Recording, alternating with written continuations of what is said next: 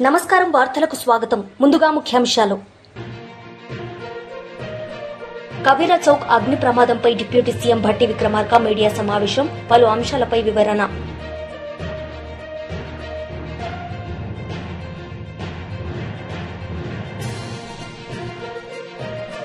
మాజీ మంత్రి అనిల్ కుమార్ యాదవ్ మీడియా సమావేశం, పలు అంశాలపై వివరణ.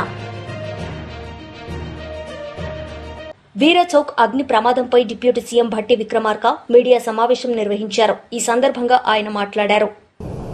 ఈ డిపార్ట్మెంట్లన్నీ కోఆర్డినేషన్తో ఈ కార్యక్రమాన్ని చేస్తూ ఈ ప్రమాదాన్ని పరిమితానికి ముందుకు పోకుండా ఆఫ్ చేసేటువంటి కార్యక్రమంలో భాగంగా ఒక డిఎఫ్ఓ కూడా ఆ సంఘటనలో లోపలికి వెళ్ళి ఇంజ్యూర్ అయ్యి ఈరోజు స్మోక్తో అతను కూడా హాస్పిటలైజ్ అయి ఉన్నారు. వారికి కూడా ఆక్సిజన్ పెట్టి ట్రీట్మెంట్ చేస్తూ ఉన్నారు.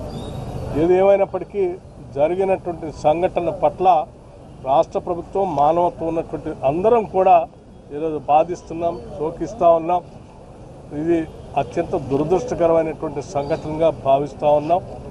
తదుపరి ఈ కార్యక్రమాలన్నీ అయిన తర్వాత సంపూర్ణంగా విచారణ జరిపించి తీసుకోవాల్సినటువంటి నిర్ణయాలన్నీ చేస్తాం. రాష్ట్ర ప్రభుత్వం మాత్రం ప్రజలకు ఎప్పుడూ అన్ని శాఖల పరంగా అండగా ఉంటుందని ఈ సందర్భంగా తెలియజేస్తూ ముగిస్తూ ఉన్నాం.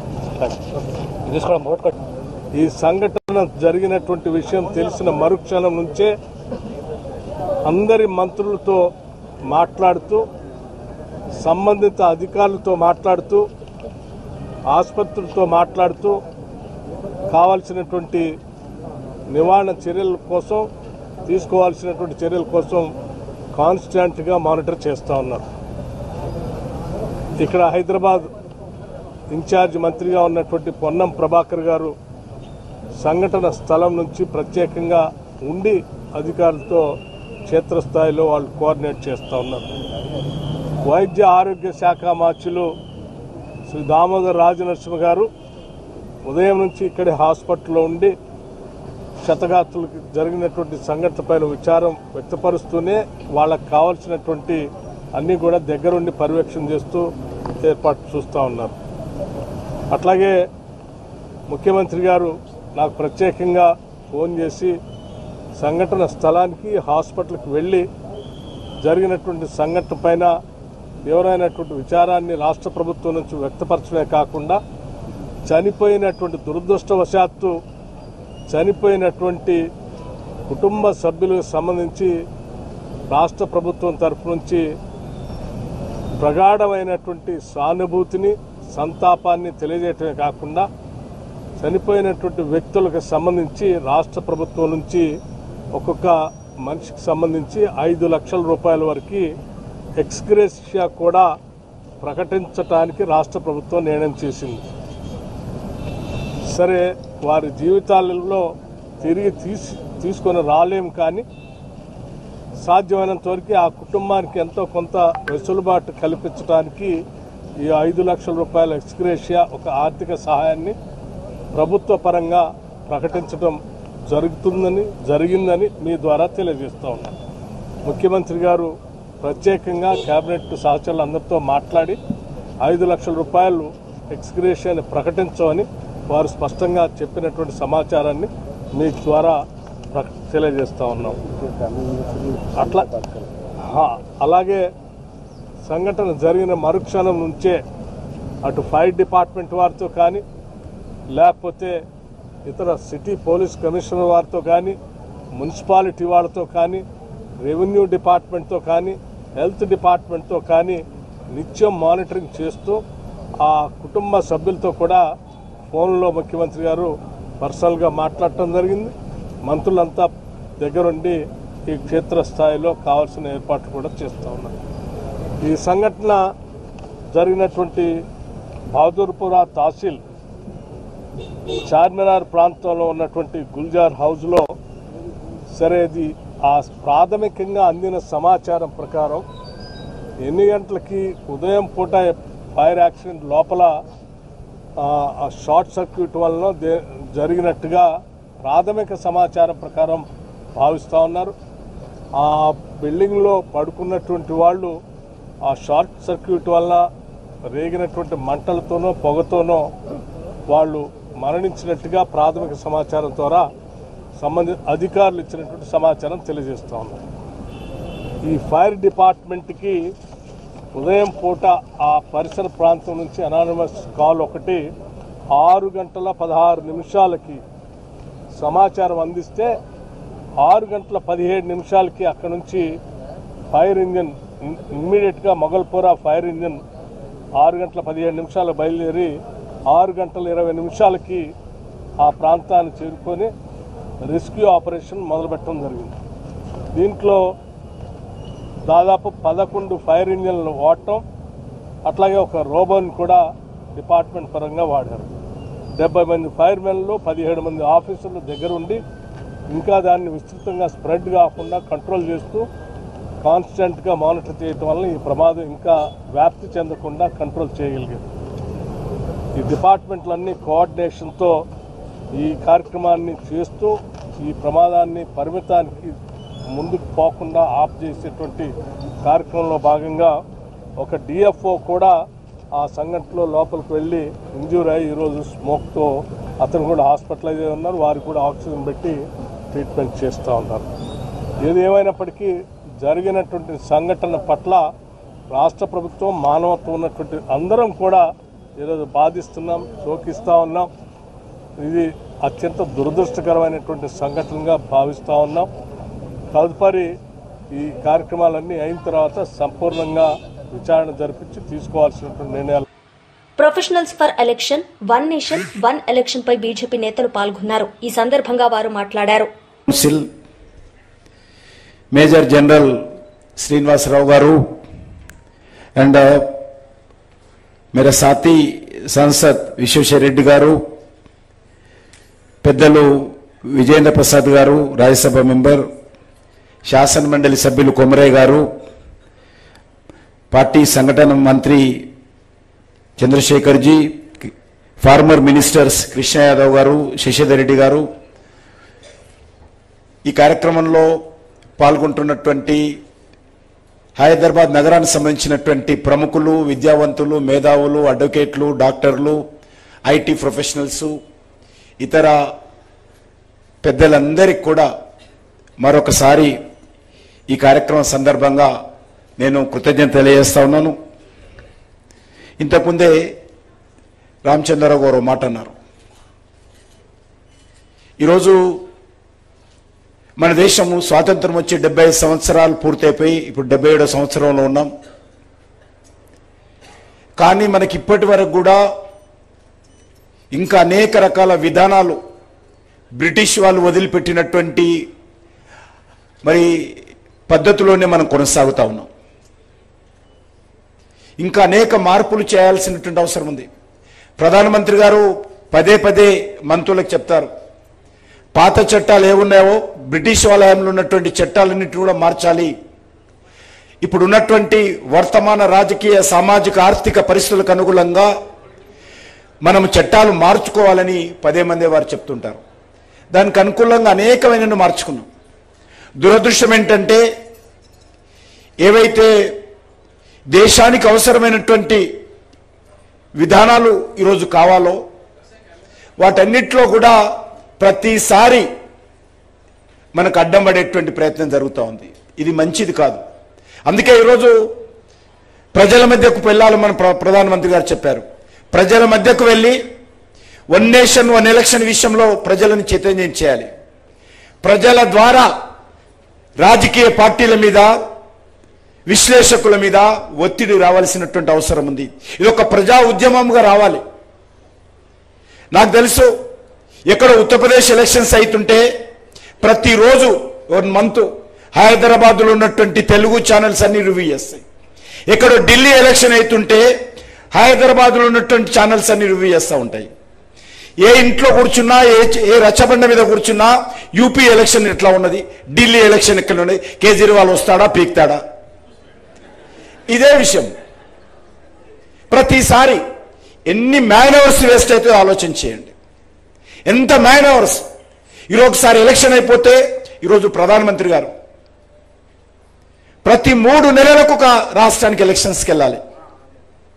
మనకు చూడండి, మనకు 2023లో అసెంబ్లీ ఎలక్షన్స్ అయినాయి, 2024లో పార్లమెంట్ ఎలక్షన్స్ అయినాయి, 2025లో ఎమ్మెల్సీ ఎలక్షన్స్ అయినాయి, మళ్ళీ ఇప్పుడు లోకల్ బాడీ ఎలక్షన్స్ ఉన్నాయి, మున్సిపల్ ఎలక్షన్స్ ఉన్నాయి, మన కార్పొరేషన్ ఎలక్షన్స్ ఉన్నాయి. నేను నా గురించి చెప్తాను. 2024 ఎలక్షన్స్ అయ్యగానే నన్ను జమ్మూ కాశ్మీర్ పంపించారు. 3 నెలలు అక్కడ ఉన్నాను ఎలక్షన్స్ ఇన్ఛార్జిగా. తర్వాత మహారాష్ట్ర ఎలక్షన్స్కి వెళ్ళమన్నారు, మహారాష్ట్ర ఎలక్షన్స్కి వెళ్ళాను. ఢిల్లీ ఎలక్షన్స్కి వెళ్ళమన్నారు, ఢిల్లీ ఎలక్షన్స్కి వెళ్ళాను. ఇక ఎక్కడ మేము మంత్రివర్గం ఇక్కడ పనిచేస్తాము, రాజకీయ పార్టీ కార్యకర్తలు ఎక్కడ ఉంటాం ఆలోచించేయండి.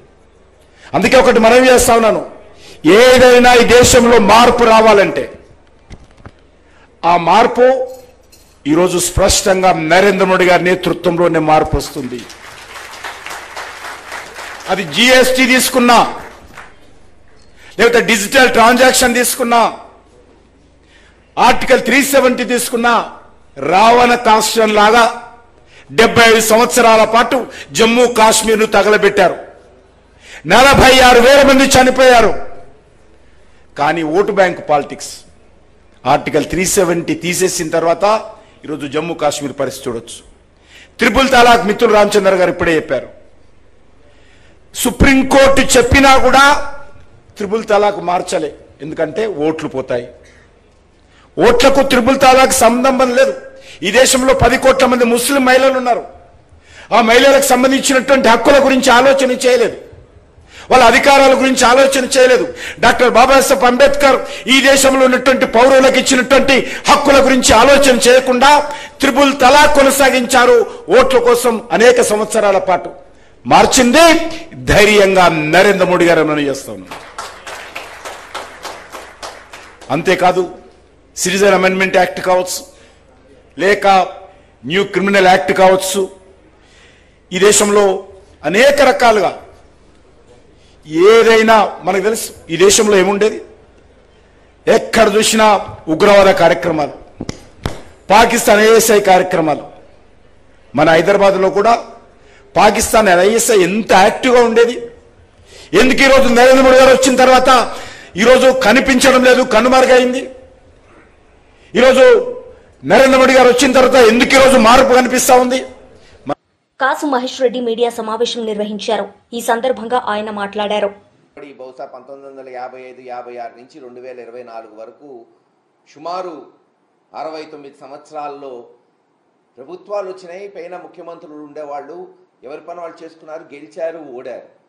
ఎక్కడో గ్రామ లెవెల్లో గొడవలు ఉండేవి. కానీ ఇప్పుడు 2024 నుంచి మీరు గమనిస్తే ప్రతిపక్ష నాయకుడిని అనకదొక్కాలి.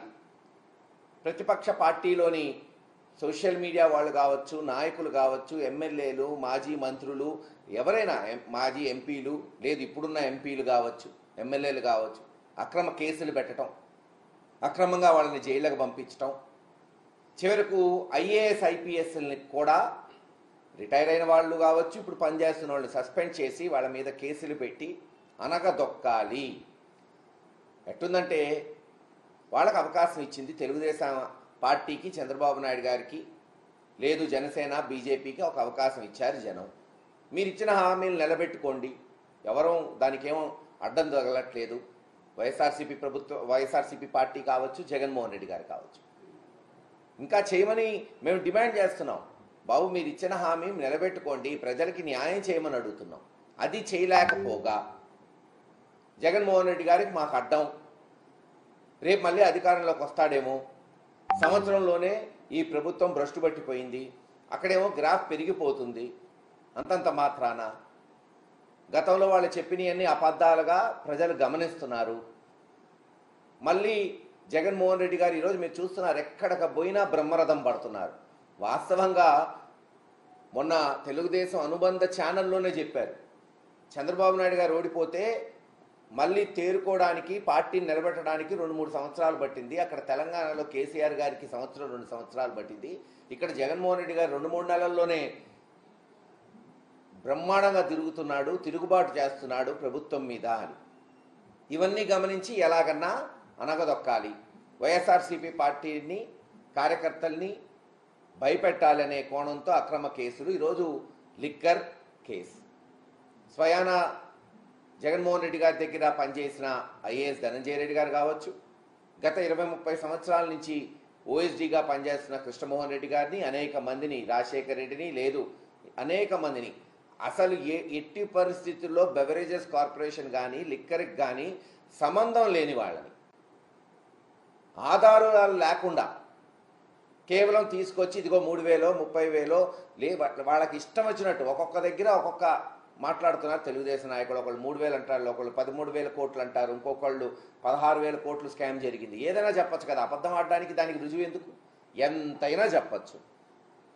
అలా చెప్తూ ఓ స్కామ్ జరిగింది, ఇదిగో వీళ్ళని అరెస్ట్ చేస్తున్నాం, వాళ్ళని అరెస్ట్ చేస్తున్నాం, ఒక సిట్ వేసాం, ఆ సిట్లో తెలుగుదేశం మరి కనీసం పచ్చ చొక్కా వేసుకోకర్లా పోలీసులే తెలుగుదేశానికి పనిచేస్తున్నట్టు ముఖ్యమంత్రి పేషి నుంచి ఇదిగో పలానోడిని అరెస్ట్ చేయి, పలానోడిని అరెస్ట్ చేయి, వాళ్ళని అరెస్ట్ చేయటం, కోర్టులో ప్రొడ్యూస్ చేయటం. చివరికి కోర్టులో కూడా ఏమైనా సాక్ష్యాలు ఉన్నాయని అడిగితే ఇస్తాం, త్వరలో ఇస్తాం, ఎప్పుడు ఇస్తారో తెలీదు. కేవలం ఏంటంటే ఎస్ అరెస్ట్ చేయాలి, ఈ కేసు నిలబడిద్దా, రేపు అసలు ఇది అసలు శిక్షలు పడతాయి, ఏమి లేవని వాళ్ళకి తెలుసు, కానీ మేము అరెస్ట్ చేస్తాం అంతే. దేశంలో అంతే కదా, అరెస్ట్ చేసిన తర్వాత ఎవరైనా సరే ఆ ముద్దాయిలు మళ్ళీ రేపు 5 ఏళ్లకో 10 ఏళ్లకో నిర్దోషులుగా తేల్తారు. కానీ ఏం చేయగలుగుతాం, లూపోల్ ఉంది దేశంలో చట్టంలో. అలా ఈరోజు జగన్మోహన్ రెడ్డి గారిని వాళ్ళ సొంత మనుషుల్ని అరెస్ట్ చేయటం, ఇంకో కొంతమంది ఛానళ్ళు జగన్మోహన్ రెడ్డి గారిని కూడా అరెస్ట్ చేసేస్తాం, బిగ్ బాస్ వరకు వెళ్ళిపోతాం, తాడేపల్లి వరకు వెళ్తాం. గతంలో కూడా ఇదే జరిగింది. ఒకసారి మన జ్ఞాపక శక్తిని ఒక 10-15 సంవత్సరాలు వెనక్కి తీసుకురండి. 2010వ సంవత్సరంలో కూడా ఆ రోజు కాంగ్రెస్ పార్టీ, మేము కూడా ఆ రోజు ఆ పార్టీలోనే ఉన్నాం, ఎంతో పదిలంగా ఉంది రాష్ట్రంలో, 40% ఓటు బ్యాంక్, 40-40%తో. జగన్మోహన్ రెడ్డి గారు తన సొంత పార్టీ పెట్టుకుంటే చిలక్కి చెప్పినట్టు చెప్పారు కాసు కృష్ణారెడ్డి గారు, వాళ్ళు ఎవరి ఇష్టం వాళ్ళు ప్రజాస్వామ్యంలో అక్రమంగా కేసులు పెట్టద్దు అని. విన్నారా? ఎలా ఏం జరిగింది? 40% ఓటు చేరున్న కాంగ్రెస్ పార్టీ 2% వచ్చింది ఆంధ్ర రాష్ట్రంలో. అక్రమంగా జగన్మోహన్ రెడ్డి గారిని అరెస్ట్ చేసి అక్రమంగా జైల్లో పెట్టి బీఆర్ఎస్ లీడర్ మీడియా సమావేశం నిర్వహించారు. ఈ సందర్భంగా ఆయన మాట్లాడారు. లాస్లో ఉన్నప్పుడు ఏంటంటే హైదరాబాద్ యొక్క కారిడార్స్ అన్నీ కూడా పెంచాలి, ఈస్ట్ వెస్ట్ సౌత్ నార్త్. గతంలో మాజీ ముఖ్యమంత్రి గారు కేసీఆర్ గారు ఎయిర్పోర్ట్కు కనెక్టివిటీ ఖరారు చేసినట్లు హయత్ నగర్ వరకు చేసిన, ఇంకా ఎన్నో రకాలుగా కారిడార్స్ పెంచి అక్కడ ప్రయాణికులను కూడా మెట్రో రైలుకు అందుబాటులో చర్య తీసుకున్నారు. ఉదాహరణకు మా ఎల్బీ నగర్ మెట్రో రైలు వల్ల చాలా ఉపయోగపడుతుంది. కాబట్టి అటువంటి కారిడార్స్ని పెంచేసి ప్రయాణికులు ఎక్కువ వచ్చే విధంగా చర్యలు తీసుకోవాలి. కానీ ఉన్న మెట్రో రైలు ప్రయాణికుల మీద ఛార్జీల మోత మోగిస్తే రేపు ప్రజలకు కష్టమవుతుంది. కొద్ది కాలం మోయాల్సిన తప్పదు. ఇప్పుడు ఇతర దేశాలలో అన్నింటిలో కూడా ప్రజా రవాణా మీద ప్రభుత్వాలు సబ్సిడీ ఇచ్చుకుంటూ నడిపిస్తున్నాయి. మనం విశ్వనగరంగా మనకి ఎదగాలంటే ఏంటంటే మన ప్రయాణికులు కూడా మనం సబ్సిడీ ఇచ్చుకుంటూ నడిపించుకుంటూ దాన్ని మెల్లిగా పైకి తీసుకుపోవాల్సిన అవసరం ఉంటుంది. ఇప్పటికే హైదరాబాద్ పరిస్థితి అంతా కూడా నెగిటివ్ వాతావరణం తయారైపోయి హైదరాబాద్లో ఒక వ్యాపారం కూడా నడుస్తలేదు, ఏ రంగం కూడా హైదరాబాద్లో పురోగతి సాధిస్తలేదు. కాబట్టి ఇప్పుడున్న పరిస్థితుల్లో మెట్రో రైలు యొక్క పెంపుని పునరాలోచించి వెనక్కి తీసుకోవాలని కోరుతున్నాం.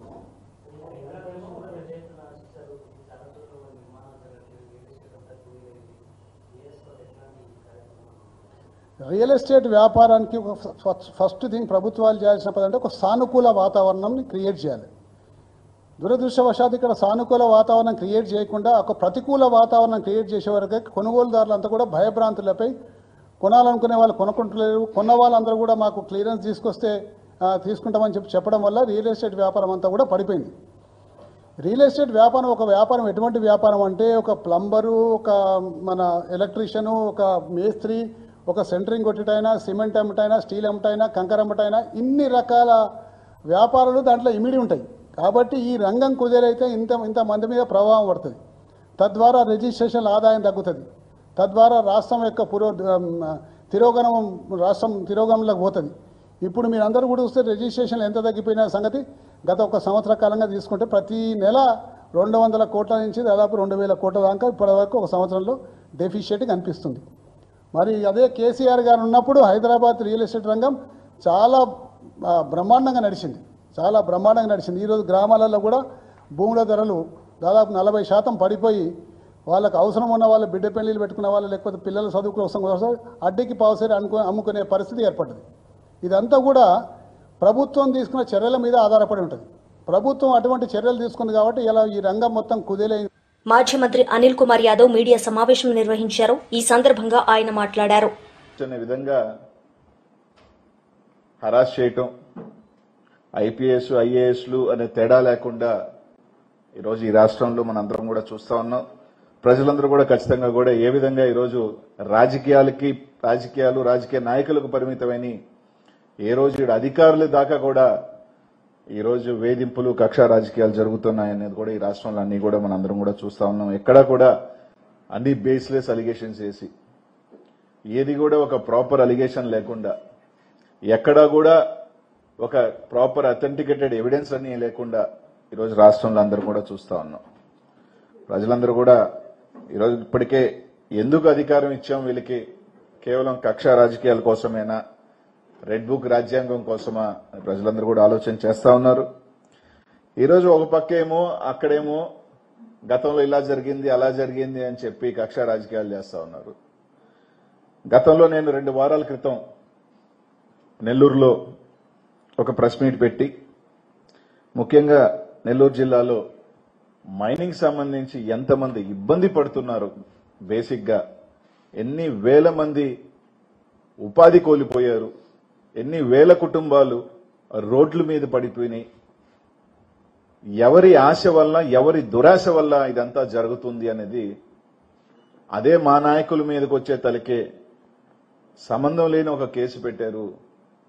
ఈ విధంగా చేస్తున్న వాళ్ళ మీద మీరు ఎందుకు కేసులు పెట్టకూడదు అని చెప్పి మాట్లాడటం జరిగింది.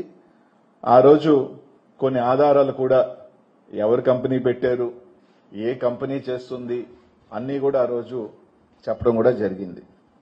ఆ రోజు నేను చెప్పిన తర్వాత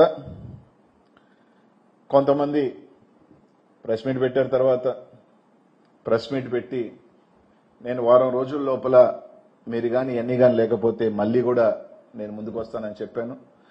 2 వారాల తర్వాత 14 రోజుల తర్వాత ఈరోజు మళ్ళీ నేను ప్రెస్ మీట్ పెడతా ఉన్నాను.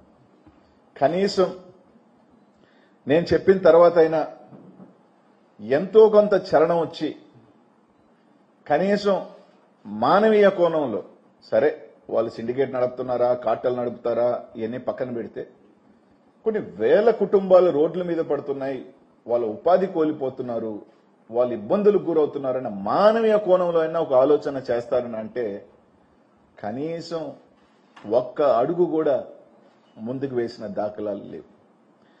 ఈరోజు ప్రజలందరికీ కూడా ఒకటే చెప్పదలుచుకున్నాను, ఏది చెప్పినా కూడా ఆధారాలతో, మొన్న చెప్పిన ఆధారాలు ఈరోజు చూపించినా కూడా మొన్న చెప్పిన దానికి ఎక్కడా కూడా స్పష్టమైన వివరణ అయితే రాలా. అంటే నేను చెప్పిన వ్యక్తి ఆయన దైవాంశ సంభూతుడు, ఆయన మీదే ఉన్న మాట్లాడితే ఆయన ఎప్పుడూ ప్రెస్ మాట్లాడు కాబట్టి ఆయన తరపున వకాల్తా పుచ్చుకునే వాళ్ళు వేద రవిచంద్ర గారు ప్రెస్ మీట్ పెట్టుకుని మాట్లాడారు.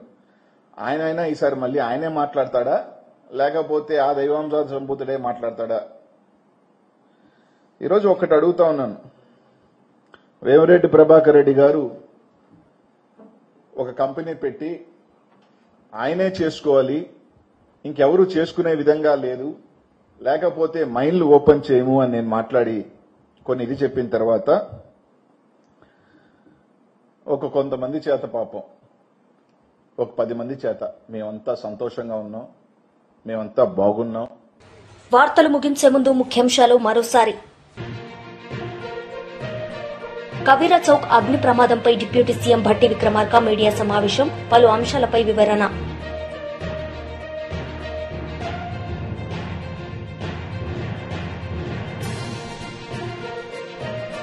మాజీ మంత్రి అనిల్ కుమార్ యాదవ్ మీడియా సమావేశం, పలు అంశాలపై వివరణ. ఈ వార్తలు ఇంతటితో సమాప్తం. తిరిగి ప్రసారమయ్యే వార్తల్లో మళ్లీ కలుద్దాం. అంతవరకు సెలవు. నమస్తే.